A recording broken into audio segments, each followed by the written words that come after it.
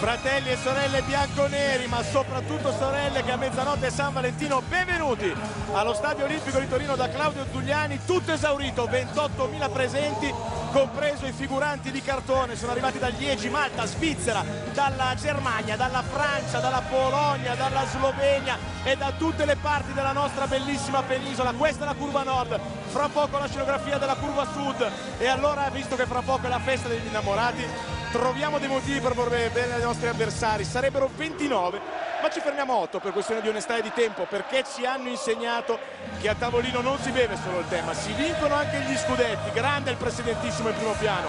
perché ho scoperto grazie a loro che Helsingborg e Lugano hanno delle squadre di calcio, perché donano dei momenti di speranza a tutti. Per vincere non bisogna avere la squadra più forte, basta arrivare terzi, perché ho imparato il significato del verbo rivolere, non è avere indietro qualcosa che è stato di tua proprietà, ma desiderare gli scudetti altrui.